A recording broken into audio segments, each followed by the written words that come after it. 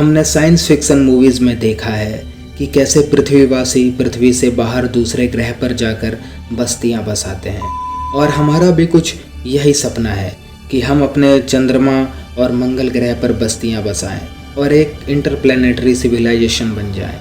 लेकिन दूसरे ग्रहों पर या चंद्रमा पर बस्ती बसाना अब सपना नहीं रह गया है, बल्कि अब ये हकीकत होने वाला है। इसरो के इस प्रोग्राम से इस नए दौर की शुरुआत होगी, और जब इस नई एरा की नींव रखी जाएगी हम सब इसके साक्षी होंगे। साल 1968 से 1972 तक अमेरिका ने इंसानों को चांद पर उतारने के लिए टोटल 9 मिशन किए, जिनमें से 6 मिशन सफल रहे, और इन मिशन के दौरान नील आर्मस्ट्रॉन्ग सहित कुल 12 लोगों ने चांद की धरती को छुआ। और चांद पर आखिरी मिशन था अपोलो 17, जिसको साल 1972 में अंजाम दिया गया था। लेकिन उसके बाद से किसी भी देश ने चांद पर मानव मिशन करने की कोशिश नहीं की, और अब 50 साल हो चुका है चांद पर आखिरी मानव मिशन किए हुए। लेकिन अब इतिहास अपने आप को फिर से दोहराने वाला है, और चांद पर एक नए दौर की टेक्नोलॉजी के साथ एक नए एरा की शुरुआत होने वाली है। चांद पर किए जाने वाले आर्टेमिस प्रोग्राम का मकसद है साल 2024 तक पहली वुमेन और अगले मैन को चांद की धरती पर उतारना, और चांद पर रिसर्च करने के लिए वहां पर साल 2028 तक आर्टेमिस बेस बनाना। वैज्ञानिकों ने चांद पर आर्टेमिस बेस बनाने के लिए चांद पर एक बहुत बड़े गड्ढे स्केलेटन क्रिएटर को चुना है, जो कि 12 मील चौड़ा और 2 मील गहरा है। सोच कर देखिए कि मानव निर्मित एक बहुत बड़ा ल्यूनर बेस इस गड्ढे के अंदर काले अंधेरे में होगा। लेकिन आखिर चांद पर लूनर बेस बनाने की क्या ज़रूरत पड़ेगी, और इसका आगे आने वाले स्पेस मिशन के लिए क्या इस्तेमाल होगा? चांद पर गोल्ड, प्लेटिनम और अन्य रेयर अर्थ मेटल का खजाना है, लेकिन किसी भी बाहरी कॉस्मिक बॉडी पर जो सबसे बड़ा खजाना होता है वो है पानी। अगर पानी को हाइड्रोजन और ऑक्सीजन से स्प्लिट करके सेपरेट किया जाए और हाइड्रोजन और ऑक्सीजन को लिक्विड में कन्वर्ट कर दिया जाए तो ये बन जाता है एक रॉकेट फ्यूल, जो कि स्पेस मिशन के लिए बहुत ही कारगर साबित होगा। पृथ्वी से लॉन्च किए गए किसी भी स्पेसक्राफ्ट को चांद पर जाकर फिर से रिफिल किया जा सकेगा। वैज्ञानिक मानते हैं कि स्केलेटन क्रिएटर की गहराई में पानी बर्फ के रूप में दफन है। अगर वहां पर पानी का बहुत बड़ा भंडार मौजूद है तो वो फ्यूल का बहुत बड़ा रिसोर्स बन सकता है। नासा का मानना है कि चांद पर 600 मिलियन से लेकर 1 बिलियन मीट्रिक टन तक ल्यूनर आइस मौजूद है, जो कि भविष्य में किए जाने वाले मानव मिशन के लिए बहुत बड़ा खजाना है। अगर हम इस पानी को अच्छी तरह से हार्वेस्ट कर पाए तो चांद मंगल ग्रह की यात्रा के लिए एक फ्यूल स्टेशन का काम कर सकता है। लेकिन ये सब इतना आसान नहीं रहने वाला है। चांद पर ल्यूनर बेस बनाने के लिए बहुत सी चुनौतियों का सामना करना पड़ेगा। आर्टेमिस प्रोग्राम के 4 मेन कंपोनेंट्स हैं। पहला है स्पेस लॉन्च सिस्टम रॉकेट यानी कि SLR, जो कि अभी तक का सबसे पावरफुल रॉकेट होगा, जो स्पेसक्राफ्ट को पृथ्वी से बाहर तक लॉन्च करेगा। दूसरा कंपोनेंट होगा ओरियन स्पेसक्राफ्ट, जो कि एस्ट्रोनॉट्स को चांद तक लेके जाएगा। तीसरा कंपोनेंट होगा ल्यूनर गेटवे, ये एक तरह का छोटा स्पेस स्टेशन होगा जो कि चांद के चारों ओर चक्कर लगा रहा होगा। और इस मिशन का चौथा कंपोनेंट्स होगा ह्यूमन लैंडिंग सिस्टम, जिसकी मदद से एस्ट्रोनॉट्स चांद की सतह पर उतरेंगे, और ये सारे ही सिस्टम एक साथ ऑपरेट होंगे। चलिए अब जानते हैं कि आर्टेमिस प्रोग्राम को अंजाम कैसे दिया जाएगा।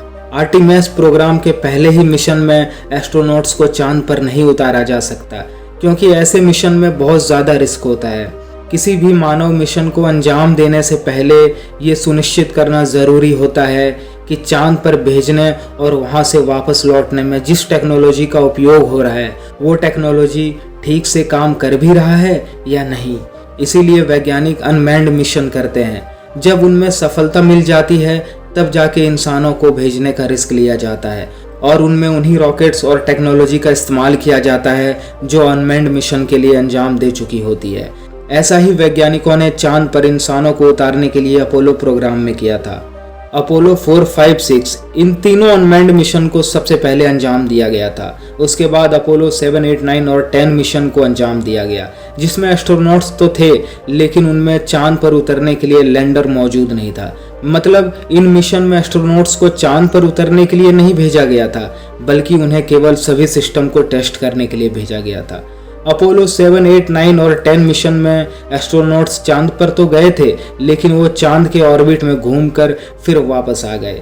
जब वैज्ञानिकों ने ये सुनिश्चित कर लिया कि अब वो इंसान को चांद पर उतारने में सक्षम है, तब जाके अपोलो 11 को लॉन्च किया गया और इंसानों को चांद के धरती पर पहली बार उतारा गया। ठीक उसी तरह से आर्टेमिस प्रोग्राम को भी अंजाम दिया जाएगा। आर्टेमिस प्रोग्राम के पहले फेज में 3 मिशन किए जाएंगे, जिसमें आर्टेमिस 1 एक टेस्ट फ्लाइट होगी, जिसमें SLS रॉकेट स्पेसक्राफ्ट को लॉन्च करेगी, जिसमें कोई भी इंसान मौजूद नहीं होगा। इस मिशन का मकसद ये सुनिश्चित करना होगा कि एस्ट्रोनॉट्स को ले जाने के लिए जिस रॉकेट और स्पेसक्राफ्ट का इस्तेमाल किया जा रहा है वो उनके लिए सेफ है या फिर नहीं। इस मिशन के दौरान 13 छोटे छोटे सैटेलाइट्स को भी लॉन्च किया जाएगा। आर्टेमिस 1 के बाद आर्टेमिस 2 को लॉन्च किया जाएगा, जिसमें एस्ट्रोनॉट्स को भेजा जाएगा। इस मिशन का मकसद होगा कि ओरियन स्पेसक्राफ्ट का लाइफ सपोर्ट सिस्टम भविष्य में होने वाले मून मिशन के लिए लंबे समय तक सस्टेन करेगा या नहीं। इस मिशन में 4 एस्ट्रोनॉट्स को लूनर ऑर्बिटर में भेजा जाएगा और ये एस्ट्रोनॉट्स वहां पर चांद की परिक्रमा करते हुए 4 दिन बिताएंगे। उसके बाद फिर से वो घर वापस लौट आएंगे और उसके बाद में पहली महिला को भेजा जाएगा, जिसमें पहली बार एक वुमेन चांद की धरती को छुएगी और 50 साल के एक लंबे इंतजार के बाद फिर से चांद पर इंसान पहुंचेंगे। ये मिशन 2024 में लॉन्च किया जाना है। स्पेस लॉन्च सिस्टम यानी कि SLS को 2011 से ही डेवलप किया जा रहा है, जब नासा ने पहली बार इस प्रोग्राम का अनाउंसमेंट किया था। ये अभी तक का सबसे पावरफुल रॉकेट है और ये दुनिया का सबसे सुपर हैवी लिफ्ट व्हीकल भी है। ये इतना पावरफुल है कि 32 मंजिला इमारत को भी उछाल कर फेंक दे। SLS का काम होगा ओरियन स्पेसक्राफ्ट को पृथ्वी के ऑर्बिट में ले जाना। पृथ्वी के ऑर्बिट में पहुंचने के बाद काम शुरू होगा ओरियन स्पेसक्राफ्ट का।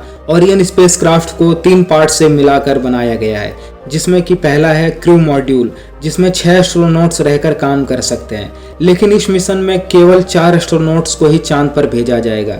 दूसरा पार्ट है सर्विस मॉड्यूल, जिसमें एस्ट्रोनॉट्स का लाइफ सपोर्ट सिस्टम मौजूद है। सर्विस मॉड्यूल का ही काम होगा क्रू मॉड्यूल में पर्याप्त प्रेशर और ऑक्सीजन बनाए रखना। साथ ही सर्विस मॉड्यूल में एक इंजन भी है, जिससे डीप स्पेस में ऑपरेट किया जाना है। और इसका तीसरा पार्ट है ऑन बोर्ड सिस्टम। इसका उपयोग मेनली एस्ट्रोनॉट्स की सेफ्टी के लिए किया जाएगा। अगर बाई चांस लॉन्च से लेकर पृथ्वी के ऑर्बिट में प्रवेश करने तक मिशन में कोई भी गड़बड़ी होती है तो एस्ट्रोनॉट्स इस ऑन बोर्ड सिस्टम की मदद से अपनी जान बचा पाएंगे।